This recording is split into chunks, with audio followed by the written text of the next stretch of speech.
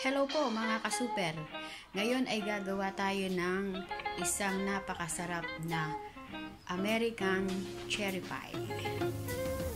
Ni-request po ito ng isang senyora sa akin, kaya tara po, gawin na natin. So, ang kakailanganin po natin ay 3 tablespoons of brown sugar, cold water, half teaspoon of salt, 200 grams of butter, and 2.5 cup of flour. So let's begin. So ngayon, gagawin na natin ang ating dough. Imimix natin yung butter,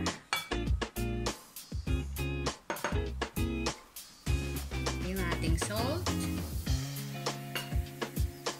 and sugar. Mamasahin po lahat natin na ganyan.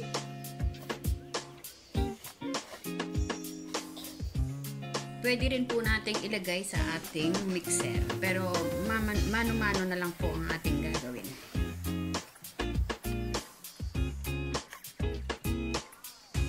Lagyan natin ng tubig.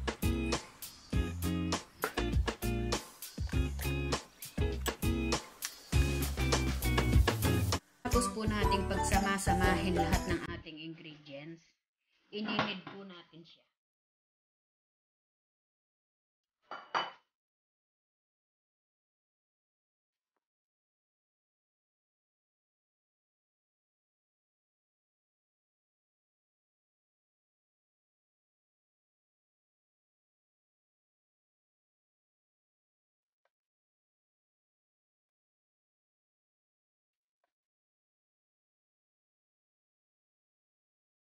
So, ayan, ready na po siya. Ilalagay ngayon, ibabalot natin siya ng ng plastic. At ilalagay natin sa ref ng at least 30 minutes. Mamaya na lang. So, eto na po siya. Ilalagay muna natin sa ref ng 30 minutes. At binalot ko na po siya ng plastic. So, ngayon po, ipiprepare na natin ang ating mga cherries. Pagkatapos nating banlawan or hugasan, aalisin natin yung buto. Kasi meron talagang pangalis ng buto ng mga cherries. Ito po. Papasok lang natin dito. Ayan po, naalis na yung kanyang buto. So, kailangan tayo dito ng at least half kilo. So, mamaya na lang po. So, pagkatapos po ng ilang minuto, ayan, naalis ko na po lahat ng mga buto niya. So, next step na tayo. So, ngayon, maglalagay naman tayo ng 1 tablespoon na cinnamon. And then, 1 tablespoon na lemon juice.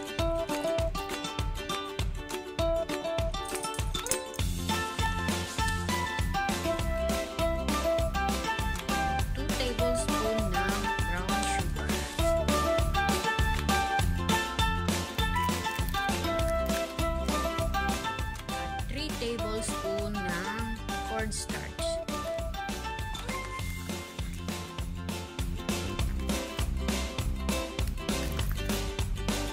Ngayon, atin lang imimix po hanggang sa mawala yung puti. Kailangan ma-mix po ng mabuti.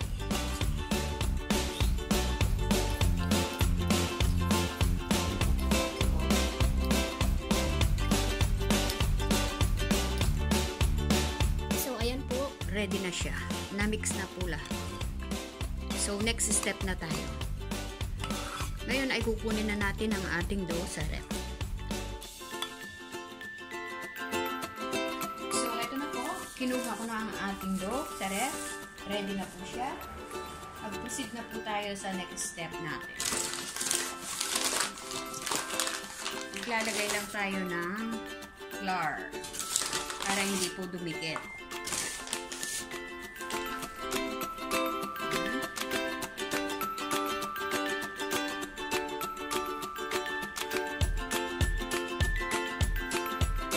Then, i-divide po natin sa dalawa.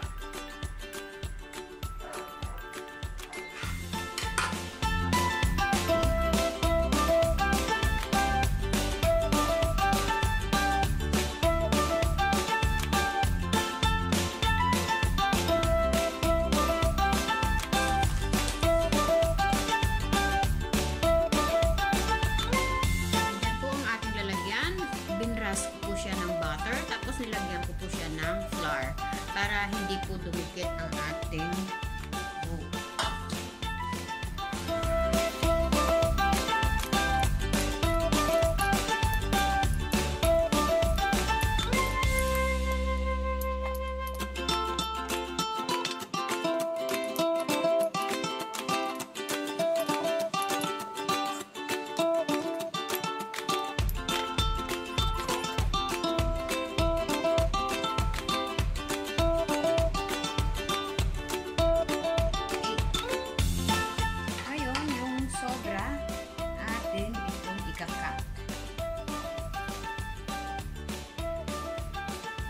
Kakat po natin yung sumobra.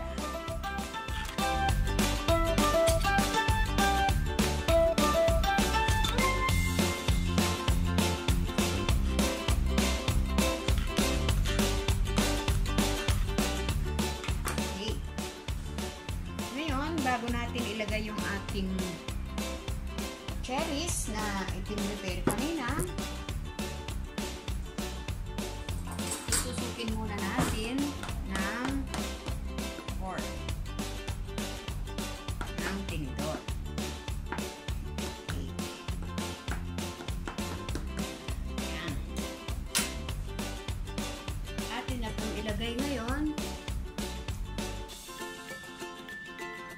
ang ating cherries.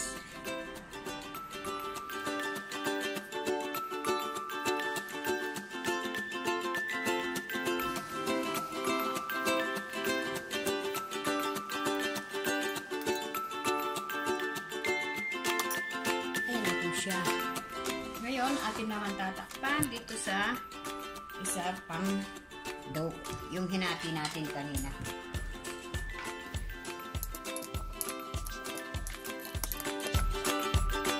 So, ngayon, yung kalahati ng dough natin, pwede na natin siyang takpan yung ating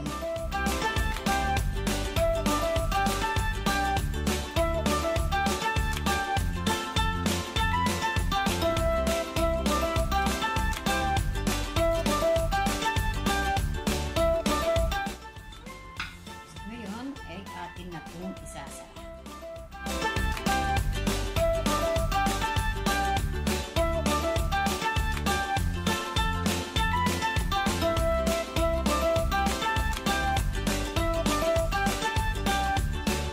Pwede rin nating gamitin ang tinidor para sa design.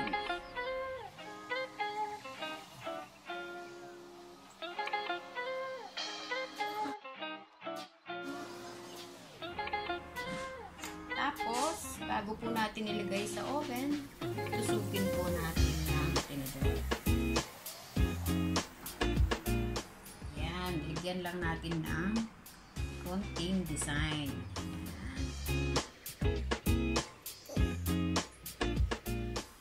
So, ngayon, ilalagay natin sa oven na pinreheat ko na po siya ng 200 degrees Celsius for 20 minutes. And then, ibababa po natin ng mga 160 degrees for another 15 minutes. O, sige, mamaya na lang. So, guys, ayan na po ang ating American cherry pie. Ang ganda po ng pagkakaluto. Mamaya, pakikita ko sa inyo yung kinalabasan. Palalamigin muna natin and then let's find out kung masarap o hindi. Mamaya na lang.